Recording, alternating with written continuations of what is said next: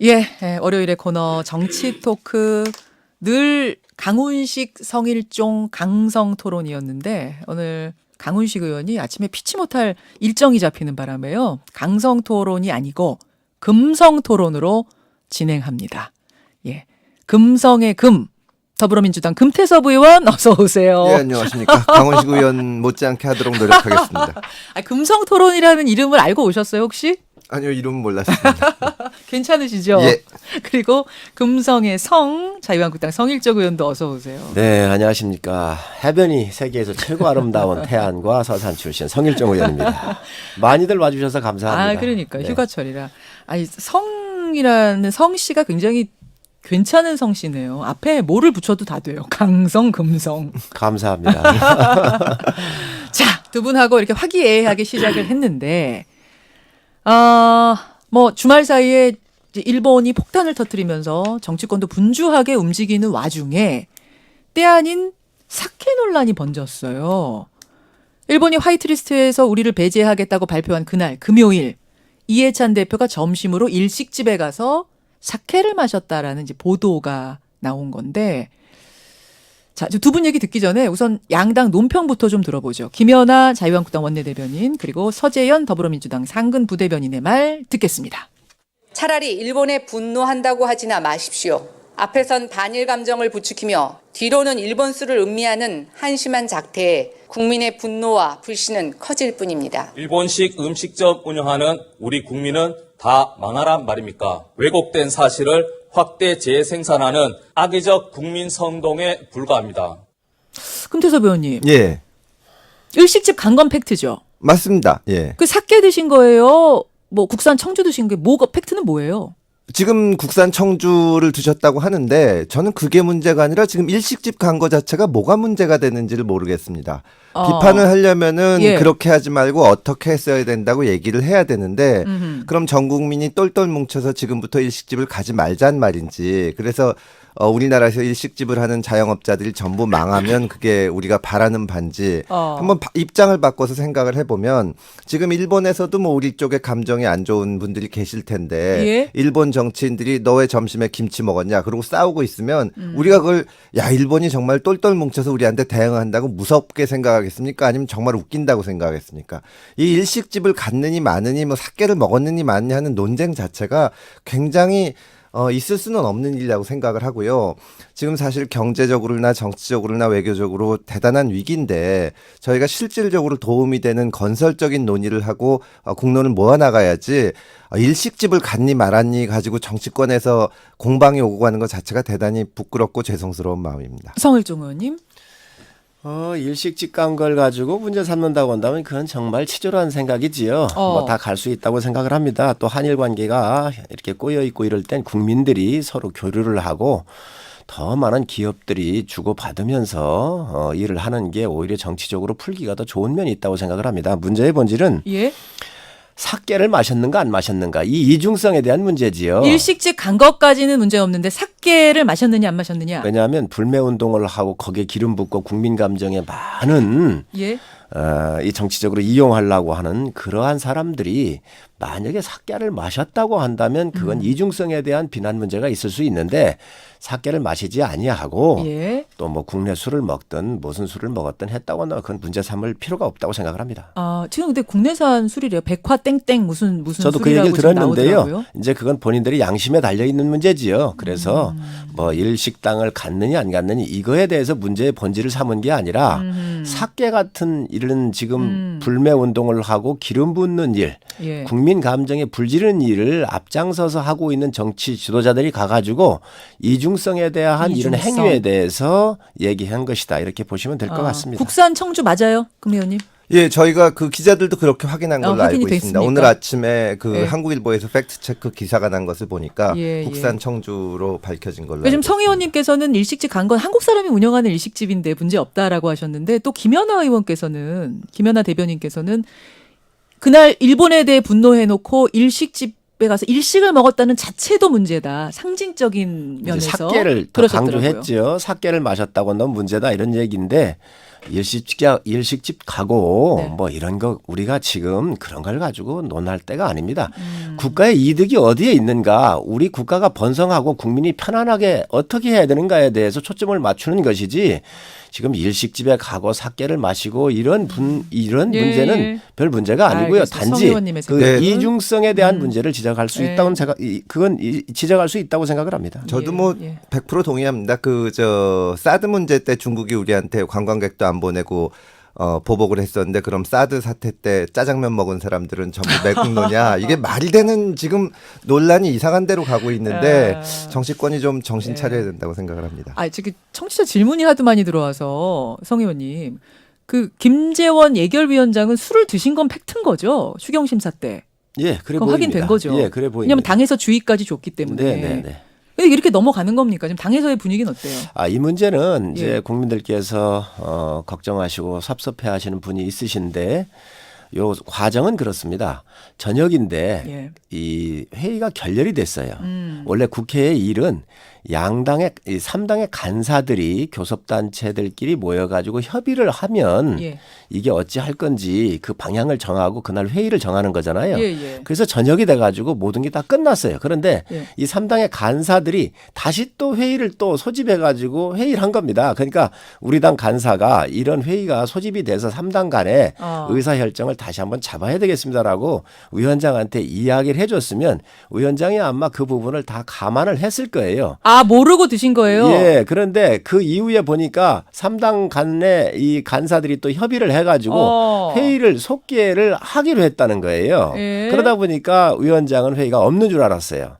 그래서 아마 그런 과정에 착오가 있었던 듯 싶습니다. 아, 그렇게 된 거군요. 아니, 왜 간사가 그 중요한 얘기를 위원장한테 전달을 안 하고 술을 드시게. 예, 간사들은 그게 뒀는지. 수시로 모이고 회의를 하자 또 아니면 어떻게 알겠습니다. 풀자 이런 이야기를 하는데 그 예, 과정에서 아마 보고를 안 했던 것 같습니다. 그렇게 뭐 된 김재원 의원 개인을 뭐 비난하거나 그러고 싶지는 않은데 그때는 사실은 이제 저희도 예상하지 못했던 시기에 이게 추경하고 이게 예. 됐던 거거든요. 그래서 여야 가릴 것 없이 의원들이 휴가 갔던 의원들도 다 중간에 돌아왔고 저도 그때 비행기도 가족 휴가 갔다가 일찍 돌아오고 출장 갔던 의원들도 다 돌아온 상황인데 참 국민들 앞에 할 말이 없게 됐습니다. 야, 우리 약주 좀 좋아하시나 봐요, 김재원 의원님. 그건 잘 모르겠습니다. 하여튼 스케줄을 몰랐던 거다. 뒤에 또 저녁 후에 또 일정이 있는 건 몰랐기 때문에 주의 정도로 넘어가게 됐다라는 좀 정황이 궁금해서 여쭤봤고요. 다음 주제. 요것도 이제 사케 논란과 함께 주말 사이에 또 논란이었습니다. 자유한국당 송원석 의원의 발언 잠깐 듣고 오죠. 만약에 그동안에 개인의 청구권이 남아 있었다고 한다면 왜 노무현 정부 때 2007년도에 그다음 70년대도 마찬가지로 두 번에 걸쳐서 특별법을 만들어가지고 국가가 보상을 해줬습니다. 그때 보상을 해줄 때 개인의 청구권도 다 포함하는 걸 전제로 해가지고 개인한테 보상을 해준 거예요. 1965년 한일 청구권 협정에 따라서 개인 청구권까지도 다 해결됐다고 보시나요? 저는 그 포함이 됐다고 봅니다. 이게 YTN 노종면의 더 뉴스 중에 일부분을 지금 들으셨어요. 이제 뭐가 문제가 됐냐면 자유한국당 송원석 의원이 1965년 한일 청구권 협정 때 개인 청구권도 그 협정 때 개인 청구권도 모두 포함이 됐다라는 말씀을 하면서 아니 이게 지금 일본 아베 주장인데 그럼 아베 주장에 동조하는 것이냐? 이게 한바탕 난리가 난 겁니다. 성 의원님 설명 좀 해주세요. 어떻게 된 건지. 아베의 의견에 동조하고 안 하고의 문제가 아닙니다. 이건 사실에 또 역사적 사실에 어떤 것이 정말로 부합하고 제대로 된 팩트가 뭐냐를 따지는 게 중요한 것이지요. 예. 지금 1965년에 한일 청구권 협상이 만들어졌는데 예. 이 청구권 협상에 대한 그 계약서 이 부분에 대한 해석은 많은 사람들이 지금 다양한 의견이 나오고 있습니다. 대법관들도 소수 의견을 내고 있고 현직 판사도 이 문제에 대해서는 이게 포함이 돼 있느냐 안 돼 있느냐 이러한 다양한 의견이 나오고 있어요. 그래서 저는 뭐 법률 전문가가 아니니까 예. 제가 아는 범위 내에서 말씀을 좀 드리면 2005년도 8월 26일 날 예. 이 보도 자료를 낸 게 있어요. 이게 뭐냐면 한일 회담 문서 공개 후속 대책 관련 민관 공동 위원회 개최를 했는데 예. 이때 위원장이 이해찬 총리세요. 지금 예. 당대표시죠. 그래서 정부에서 이렇게 민간위원들과 포함해서 21명이 들어갔는데 제가 오늘 많은 국민들께서 이 부분을 듣고 계시니까 방송을 듣고 계시니까 제가 여기에 있는 항목들을 좀 제가 읽어드리도록 그렇게 하겠습니다. 노무현 정부 때의 그렇습니다. 그 문서 당시에 말씀하시는 지금 거예요? 대통령께서도 참여하셨어요. 민정수석으로서. 예. 한일 협상 당시 한국 정부는 일본 정부가 강제 동원의 법적 배상, 보상을 인정하지 않음에 따라 고통받은 역사적 피해 사실에 근거하여 정치적 차원에서 보상을 요구하였으며 이러한 요구가 양국 간 무상자금 산정에 반영되었다고 보아야 한다. 이렇게 써 있고요.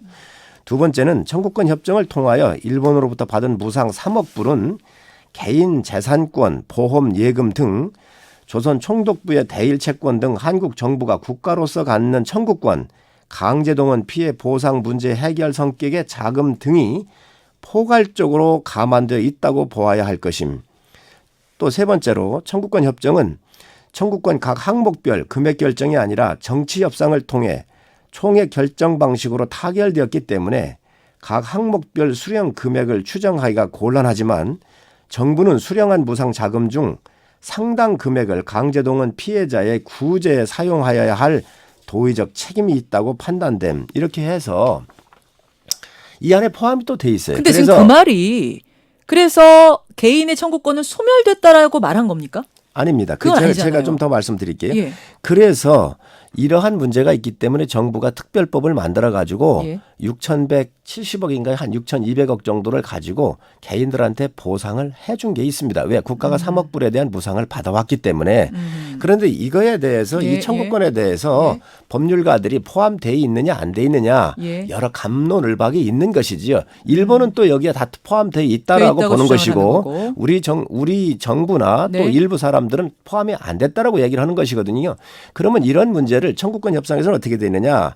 3조에 보면 외교적으로 협의한다고 되어 있어요. 또 외교적으로 협의가 안 되면 중재위원회, 국제중재위원회 가자고 이렇게 되어 있거든요. 우리가 지금 외교적으로도 해결을 못하고 있고 중재위원회도 안 갔어요. 올 1월 9일 또 5월 10일 이렇게 해서 일본 정부가 3차례에 걸쳐서 외교적으로 해결을 하자. 그리고 중재위로 가자고 요청을 했는데 우리 정부가 여기에 대응을 안 한 것이죠. 자, 그러면 송원석 의원은 개인 청구권이 이미 소멸됐다. 즉 1965년에 다 해결됐다라고 본다고 말씀하셨는데 성 의원님도 그렇게 생각하십니까? 저는 제가 법률가가 아니기 때문에 예. 이 부분에 대해서는 대법관도 이런 소멸됐다고 보는 소수의 의견 낸 분이 있고요. 우리 현직에 있는 법관들도 이 문제에 대해서 의견을 낸 게 있어요. 각각 의견을 낼 수 있다고 보여집니다. 그럼 판단 보류입니까? 판단 없으세요? 그렇습니다. 이 부분에 대해서는 법률가들한테 맡기는 게 좋겠고요. 또 이거를 이런 문제를 외교적으로 문제가 되면 외교적으로 풀어야 한다라고 청구권 협정 3항에 있기 때문에 이 문제를 다 놓고 외교적으로 해결을 해야 돼요. 근데 법률가들한테 이제 맡겼는데 다수가 개인 청구권 지금 살아 있다라고 얘기를 해서 결국 마지막 대법원 판결이 난 거 아닙니까? 예, 일본에 가서는 힘을 우리가 실어야 되는 거 아닌가요? 또 일본에서는 또 졌어요. 일본에서도 졌지만 그때 판정의 과정을 보면 우리 1, 소멸은 2심에서도 되지 않았다고 얘기했어요. 우리 1, 2심에서도 졌습니다. 예. 그런데 1, 2심에서 지니까 대법원에 판결을 올린 거 아닌가요?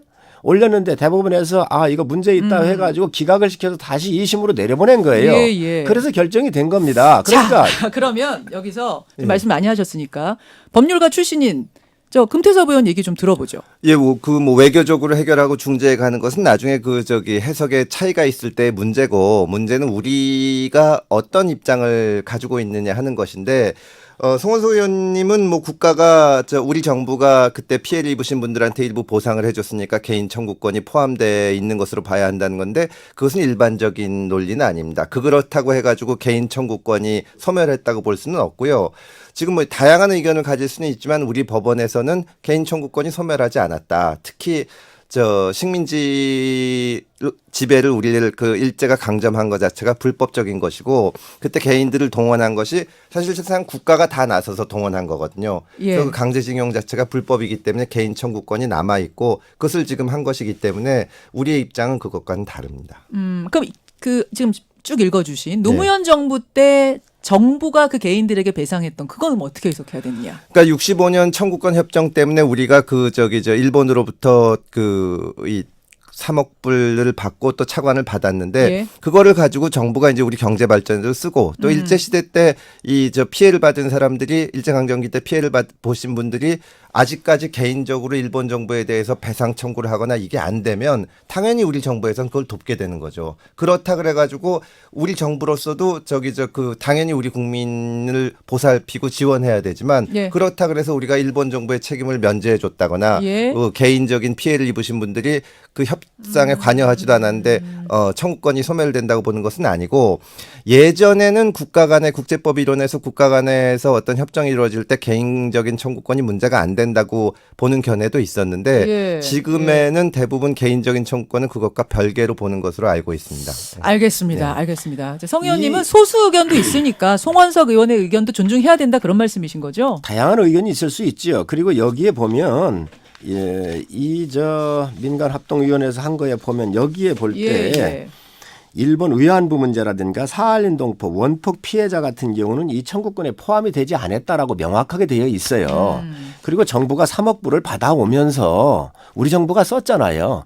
그래서 강제징용 부분에 대해서는 정부가 특별법을 만들어 가지고 돈 준 건 사실입니다.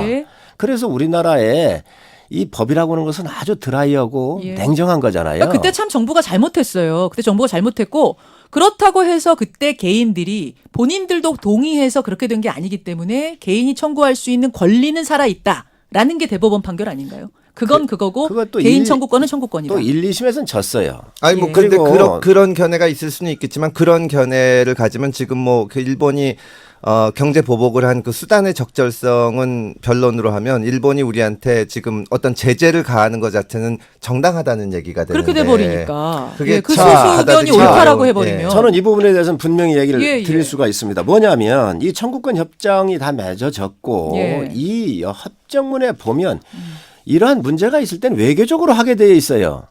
2017년도 100일 취임 기자회견을 해가지고 우리 대통령께서 기자회견을 그때 SBS 보도에 의하면 17년도 8월 17일 날 대통령께서 기자회견을 하셨지요. 그래서 강제징용자 개인이 미쓰비시 등을 비롯한 회사를 상대로 가지는 민사적인 권리들은 그대로 남아 있다는 게 한국 헌법재판소나 대법원의 판례다 이렇게 얘기를 했어요. 그러니까 25일 날 아베하고 우리 대통령이 문재인 대통령이 통화를 했습니다. 그래서 그때 아베가 이게 굉장히 심각한 문제가 있다. 징용 문제 이런 심각한 문제 있다라고 얘기를 했어요. 8일 뒤에 외교부가 문건을 만들었습니다. 이 사안이 굉장히 중대하다. 이걸 그대로 방치했었을 경우에 한일 외교의 근간의 중요한 뿌리가 흔들릴 수 있다. 기반이 흔들릴 수 있는 중대한 사안이라고 문건에 이걸 썼어요. 그래서 이거를 정리를 하자면 그러니까 외교적으로 더 풀었어야 되는데 그걸 못 풀었다는 게 중요한 부분이다. 잠깐만 제가 말씀 좀 지금 드리겠습니다. 시간이 별로 없어서 그래서 이 문건을 짧게. 청와대도 다 보고했고 다 했습니다. 그래서 TF팀을 만들어야 한다라고 얘기를 했어요. 청와대는 이미 다 알고 있었습니다. 이 중대한 사안을. 그리고 이렇게 외교적으로 중대한 사안을 알고 있으면서 외교적으로 못 풀었잖아요. 이 책임을 누가 지는 정권을 왜 졌습니까? 이러한 위기가 왔었을 때 해결하고 선제적으로 조치를 해야 합니다. 외교적으로 못 푼 사항을 지금 와가지고 다른 부분으로 지금 문제가 이전이 됐잖아요. 경제 문제로 이 경제 보복으로 한 건 일본에 분명한 문제가 있습니다. 우리가 강력하게 대응을 해야 합니다. 그러나 그 전에 외교적으로 풀었어야죠. 대통령께서 풀으셨어야죠. 이야기가 살짝 좀 넘어왔는데 그래서 송원석 의원의 의견에 대해서는 뭐 소수 의견으로 그냥 생각하는 것이다. 이 말씀. 당론은 아니죠. 송원석 의원 생각이. 다양한 의견이라고 생각을 합니다. 외교적으로 왜 못 풀었느냐가 더 중요한 부분이다. 이 말씀이신 거고. 금태섭 의원님. 그래서 이제 정부가 이렇게까지 된 상황에서 어떻게 해야 될 것인가. 뭐 여러 이야기들이 주말 동안 나왔는데 WTO 제소는 확정이 된 거고 일본을 우리나라 화이트리스트 수출 우대 심사국가에서 배제하는 것도 확정이 된 것 같고요. 지소미아 부분에 대해서 어떻게 생각하세요? 저희는 저 개인적으로는 그것도 하나의 옵션으로 갖고 있어야 된다고 봅니다. 사실은 뭐 다양한 의견 말씀을 하셨지만 예. 국제 분업 체계를 파괴한 것이거든요. 이런 식의 무역 보복은 우리하고 일본이 양측이 다 손해를 보는 것이고 예. 전 세계 경제에도 폐해를 끼치는 겁니다. 예. 그리고 이 국가 간에 있을 수 없는 일이 일어나고 또 일본이 지금 이유를 내세우는 것을 보면 한국을 믿을 수 없다 이런 거거든요. 예. 거기에 대해서는 국가 대 국가의 관계에서 우리도 상응한 조치를 취해야 됩니다. 그렇다면은 지소미아 문제 같은 것은 이제 결정될 때까지 좀 신중하게 봐야 될 필요가 있지만 예. 충분히 우리가 하나의 옵션으로 가져가야 옵션으로. 되고 일본이 지금 취한 조치에 상응하는 조치를 취하지 않을 수 없는 상황이다 이렇게 생각을 합니다. 잠깐만요, 성 의원님. 지금 청취자 짱맘님이 근데 송원석 의원의 소수 의견, 다양한 의견도 물론 뭐 존중해야 하는데 지금 이 와중에 국회의원께서 그 일본에게 도움을 주는 발언을 소수 의견을 내는 것이 과연 바람직하냐 이런 질문 주셨거든요. 민주사회에서는 그런 의견이 많이 나와야 합니다. 아. 그리고 지금 이 법률의 판단에 대해서 감정적으로 대응할 수가 없어요. 지금 절대로 냉정하게 가야 되고 국가 경영은 그렇게 단순한 문제가 아니에요. 국민 감정을 가지고 하는 게 아닙니다. 국민들은 그러실 수 있습니다. 예. 그러나 정치 지도자들은 어떤 것이 논리적으로 국가의 이득이 되는지에 대해서 냉정하게 판단하고 가자는 것이지요. 지금 소수의 의견이 국민 감정에 묻힐 수도 있고 반할 수도 있습니다. 그러나 그것이 옳다고 한다면 많은 사람들이 새로운 의견을 내는 거는 좋다고 근데 생각합니다. 그게 옳아요? 지금 대법원에서 다수 의견이 아니라고 법률가들이 얘기했는데 과연 그 옳다고 지금- 내 의견 낼 수는 있지만 옳다고 할 수 있나요? 지금 문제는 이 청구권 협상을 보고 예. 우리 정부가 그것도 노무현 정부에서 판단했던 자료에 근거를 해보면 예. 분명히 문제가 있습니다. 이거는. 소수 의견도 일리가 있다. 그렇습니다. 그 말씀. 알겠습니다. 뭐 지금 질문들이 그리고 좀 많이 들어와서 제가 정리를 해봤고 중간에 지소미아 말씀하셨죠. 지소미아, 예. 이게 외교적으로 해결이 됐을 문제입니다. 예.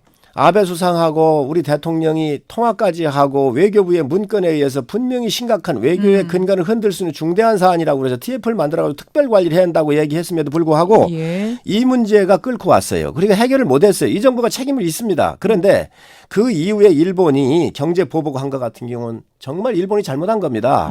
자, 그래서 우리가 WTO 간 거 아닌가요? 그렇죠. 자, 제소를 한 겁니다. 그런데 이게 외교적인 문제가 경제 문제로 번졌단 말이에요. 이걸 예, 못 막은 예. 책임이 있어요. 그런데 예. 이 경제적인 보복을 하니까 다시 우리가 안보 문제로 이전을 하면 우리가 WTO에 제소를 했었을 때 우리의 정당성이 상실될 수도 있습니다. 아, 오히려 우리가 지금 안 좋은 쪽으로 몰아가는 그렇습니다.